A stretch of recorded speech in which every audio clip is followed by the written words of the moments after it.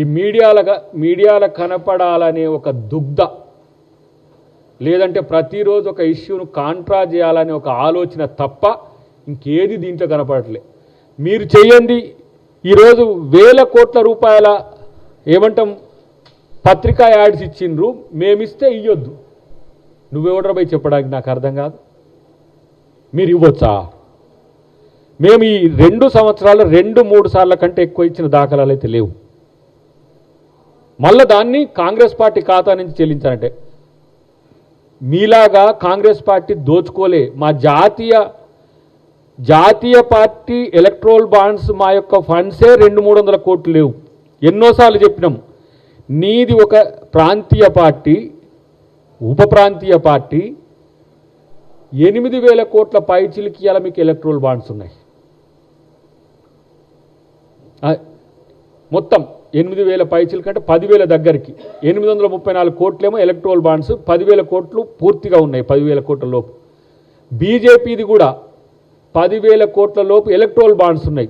Subject to correction కొంత అటు ఇటుగా ఉన్న 1,00,000 కోట్ల రూపాయలు వాళ్ళ పార్టీ ఫండ్ ఉంది. 145 సంవత్సరాల చరిత్ర కలిగిన స్వాతంత్రం తెచ్చిన కాంగ్రెస్ పార్టీ ఖాతాలో ఈరోజు మళ్ళీ మేము డిస్క్లోజ్ కూడా చేసినాం దాన్ని ఆ పేరెంట్గా పేపర్లో. సబ్జెక్ట్ టు కరెక్షన్ 250 crores నుంచి 300 crores ఉండొచ్చు. మాది 29 రాష్ట్రాల్లో ఉన్న పార్టీ, సుదీర్ఘకాలంగా ఉన్న పార్టీ. మాకు ఎవరైనా ఎలక్ట్రోల్ బాండ్స్ ఇస్తే వాళ్ళ మీద ఐటీ రైడ్, సిబిఐ దాడులు ఇట్లా చేసేదేమో ఆయన పని, మోడీ గారి పని. మరి ఈ చిన్న పార్టీ, ఇది పాత 10 జిల్లాల్లో ఉన్న పార్టీ, దీనికి 834 కోట్ల రూపాయల ఎలక్ట్రోల్ బాండ్స్ వచ్చినాయి. దానికే కేటీఆర్ పోయి మొన్న చెప్పొచ్చింది సిట్ ముందు. ఒక ఆయన నూకే ఫోన్ చేసి పైసలు అని అంటుంటే అదే దాంట్లో వచ్చింది. ఏదో శుద్ధపూసలు లెక్క మాట్లాడుతున్నారు వీళ్ళు. కానీ 10,000 కోట్ల రూపాయలు వాళ్ళకు పూర్తి ఎలక్షన్కు ఖర్చు చేసుకోవడానికి, పార్టీ విధుల కోసం నిర్వహించుకోవడం కోసం ఉన్నాయి. మరి కాంగ్రెస్ పార్టీ మేము ఒకవేళ కనుక ప్రభుత్వం ఉన్నప్పుడు ప్రభుత్వం సొమ్మునో లేకపోతే ప్రజల నుంచో సేకరిస్తే లెక్కలు ఉంటాయి కదా.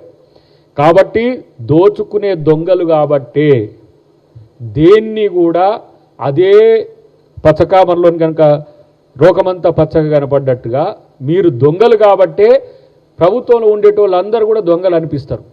కానీ కాంగ్రెస్ ప్రభుత్వం ఈ 2 సంవత్సరాల్లో ఈ ఉన్న ఆర్థిక పరిస్థితుల్లో చేసిన ప్రతి ఒక్కటి కూడా ప్రజలు గమనిస్తున్నారు.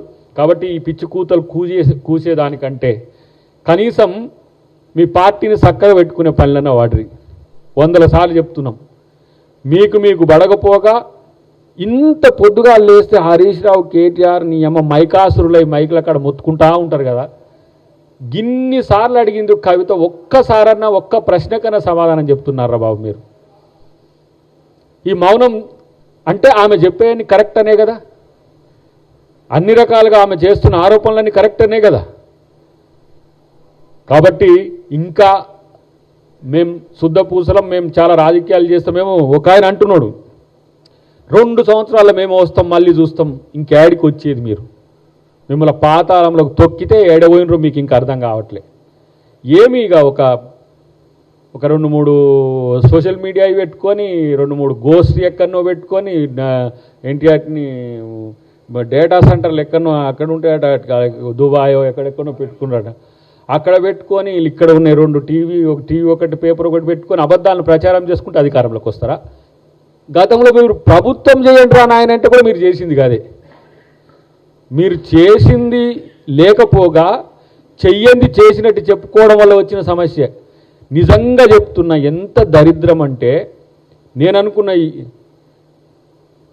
మనం ఆర్థికంగా బలంగానే ఉండొచ్చు అని అనుకున్నాం మేము. మాలాంటి వాళ్ళకు కూడా అంతో ఇంతో డాక్టరేట్ చేసినాం కామర్స్లకు. ఇట్లా తెలుస్తాను 8 లక్షల కోట్ల మీ బొందవాడ 8 లక్షల కోట్లు ఇలా అప్పనంగా తిని ప్రజలకు ఏం చెయ్యకపోగా మళ్ళీ ఇప్పుడు మేము చేస్తున్న వాళ్ళ మీద, ముఖ్యమంత్రి మీద మీరు ఇలాంటి అబండాలు వేసుకుంటూ నేరుగా మీలాంటి సచ్చు సన్నాసిగాళ్ళు ఉండరనే ప్రతి ఒక్క పని ఆయన పారదర్శకంగా చేసే ప్రయత్నమే చేస్తాడు. ఎక్కడ కూడా ఏ లుకానా కూడా లేకుండానే చేస్తాడు. ప్రతి విషయంలో ఏ సందర్భాన్ని కూడా కనీసం మిస్యూజ్ చేయడానికి కూడా ఆయన చేయడు. ఏది ఒక మాట మిమ్మల్ని తిట్టుడు కాడనే ఆయన ఇర్రేషనల్గా ఉంటాడు తప్పితే మిగతా ప్రతి దాంట్లో, ఎందుకంటే మిమ్మల్ని చేస్తుంటే మీరు అనుసరిస్తున్న తీరు వల్ల వచ్చే కోపం వల్ల వచ్చే పదాలు అవి. మాలాంటి వాళ్ళకి ఎంతో కూల్గా ఉండాల్సిన అనుకుంటున్న మాలాంటి వాళ్ళకే మిమ్మల్ని చూస్తే మీరు నిజంగా కూడా అట్లా అంత కోపం వస్తున్న పరిస్థితి ఉన్నది. ఇంకా మీరు ఏం చేయాలి? రాజకీయాల్లో ఒక పరిమితి ఉంటుంది, పరిధి ఉంటుంది. దాన్ని దాటి మీలాగా సిగ్గు లేకుండా ప్రవర్తించే పరిస్థితి ఉండదు. మీరు ఏడిస్తే, మీలాంటి వాళ్ళు ఏడిస్తే ఆయనకేం బాధ కాదు, కానీ మీరు అంటున్న భాషనో మీరు చేస్తున్న ప్రచారమో మీరు అనుసరిస్తున్న విధానమో చూస్తే మాత్రం ఇరిటేషన్గా ఉన్న పరిస్థితి. మీరు అసలు తెలంగాణకు అవసరమా? మీలాంటి వాళ్ళు ఇంత దోచుకొని కూడా ఇంకా నిజంగా చెప్పాలంటే నేను 100 సార్లు చెప్పిన, ఇక పోయేది ఎట్లాగో జైలుకు పోతామో అరెస్ట్ చేస్తారో ఏమో అవుతుంది మనం చేసిన అకృత్యాలకు, కానీ ఉన్న రోజులు మాత్రం వేసేద్దాం పట్టు బావాని ఈయన, అట్నే పట్టు బామ్మర్దని ఆయనేమో కామ్గునుడు చేసేదంతా చేసిండు. అయ్యా పోయి మంచిగా ఫామ్ హౌస్లో కూర్చున్నాడు. ఎవరో మిత్రుడు అంటుండి ఇవాళ ఎందుకు రాకుండా ఉంటాడు, జీతాలు తీసుకొని ఎందుకు రాకుండా ఉంటాడు అంటే ఎవరు పట్టించుకోరు. వాళ్ళు రాడు, వస్తాడు, మళ్ళీ 6 నెలలకు మాస్టర్ వేసుకొని పోతాడు. మళ్ళీ అసెంబ్లీ అయ్యేటప్పుడు మళ్ళీ వస్తాడేమో, ఈరుడు వెళ్ళి అని మళ్ళీ ఇప్పుడు అసెంబ్లీ సమావేశాలు అనగానే మళ్ళీ కేసీఆర్ సభకు వస్తుండని చెప్తారు, వస్తాడు, సంతకం పెట్టుకొని పోతాడు. ఏముంటుంది దాంట్లో? కాబట్టి ఇలాంటి నీతి మాలిన రాజకీయ పార్టీగా బీఆర్ఎస్ అవతరించడం అనేది తెలంగాణ ప్రజలకు పట్టిన ఒక దరిద్రం. వీళ్ళు చెప్పేది నమ్మకండి అని చెప్పి నేను తెలంగాణ ప్రజలకు విజ్ఞప్తి చేస్తున్నా. ఎందుకంటే ఉద్యమం మేమే చేసినామని చెప్పుకోవడం, ఉద్యమకారులను పక్కన పెట్టడం, తెలంగాణను మేమే బాగు చేసినామని చెప్పడం, అధికారులను బలి చేయడం. ఎవరైతే వీళ్ళ చేసిన తప్పులకు అధికారులు ఇలా జైలుకు పోయే పరిస్థితి వచ్చింది. రేపు వీళ్ళు పోతారా లేదా అనే విషయం పక్కన పెట్టండి. ప్రతి ఒక్కటి దీన్ని మేము గుణాత్మకమైన మార్పు కోసం అని చెప్పి మనోడు గుప్పిండు మొత్తం యాడ్స్ మొత్తం అన్ని రాష్ట్రాల్లో తెలంగాణలో చేస్తున్న అభివృద్ధి ఇది అని చెప్పి. ఇదే కాకుండా కర్ణాటక రైతులకు, పంజాబ్ రైతులకు కూడా పైసలు ఇచ్చిన దాఖలాలు ఉన్నాయి. చేస్తే ఏంది, మనకు డబ్బు బాగా కలిగి ఉన్నాం. ఏదిరా డబ్బు కలిగి ఉంటే ఇలా 52,000 కోట్ల పైచీలకు ఒక సంవత్సరానికి కనీసం మనం కడుతున్న ఏమంటాం కిస్తులు, వడ్డీలు, ఈఎంఐలు ఈ స్థితికి దిగజార్చి, మొన్న చెప్పినాం కదా, కాళేశ్వరం అనే ప్రాజెక్ట్ నుంచి చుక్క నీళ్లు రాకపోయినా సరే 2 సంవత్సరాల్లో తెలంగాణ ప్రభుత్వం, కాంగ్రెస్ ప్రభుత్వం కట్టింది 47,000 కోట్ల రూపాయలు. దాన్ని ఇవాళ పే చేయండి. 47,000 కోట్ల రూపాయలు ప్రజలకు పంచితే కూడా కరీంనగరు, లేకపోతే ఆదిలాబాదు, సిద్దిపేట, లేదంటే ఉమ్మడి మెదక్ జిల్లాకు 47,000 కోట్లు 2 సంవత్సరాల్లో పంచితే ఎంత మేలు జరుగునో ఒక్కసారి చూడండి.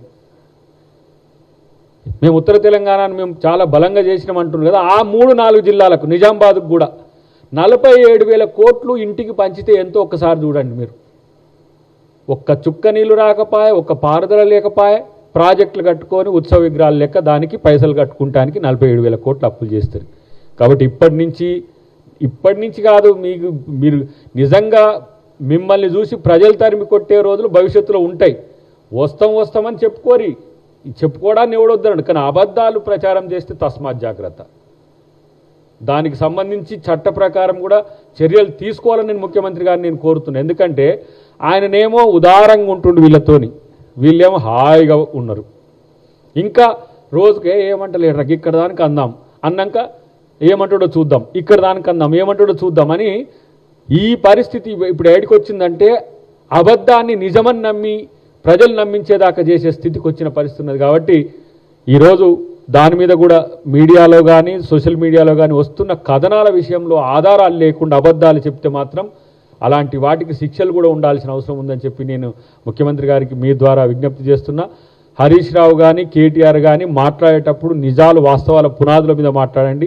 మీరు చేసిన విధ్వంసాలను సరిచూసుకొని మాట్లాడండి. మేము చేస్తున్నది ఎప్పుడు కూడా దాన్ని ఏ విధంగా సంస్కరించాలి, దాన్ని ఏ విధంగా ప్రజలకు మేలు చేయాలనే కోరం ఉంటుంది తప్పితే ప్రజల సొమ్ము తినాల్సిన అవసరం రేవంత్ రెడ్డి గారికి జీవితంలో రాదురా బాబు. నాకు తెలుసు, ఏమన్నుంటే తను ఏ విధంగా ప్రజలకు ఉపయోగపడాలని ఆలోచన చేస్తాడు తప్పితే మీలాగా దోచుకునే సంస్కృతి ఆయనకు లేదు. నేను వ్యక్తిగతంగా కూడా చెప్తాను ఎన్నోసార్లు, ఆయన రాజకీయాల్లోకి రావాలనుకున్నప్పుడు కూడా తను సంపాదించింది ఏ విధంగా ఖర్చు చేయాలనే ఉద్దేశంతో వచ్చిండు తప్పితే మీలాగా వచ్చి చిన్నగా కేసీఆర్ పదవి రాకపోతే వచ్చినాక నాకు ఇంకొకడు తోడు కావాలంటే మనోడు స్లిప్పర్ బ్యాచ్ వచ్చిండు హరీష్ రావు. ఆయన కూడా ఇప్పుడు 1000 కోట్లకు వచ్చిండు. తర్వాత అబ్బో మా బావే ఉంటున్నట్టుందని మళ్ళీ బామ్మార్ది వచ్చిండు. బామ్మార్ది తర్వాత బిడ్డ వచ్చింది. ఇప్పుడు మీ యొక్క ఆస్తులు ఒకసారి చూసుకోరు.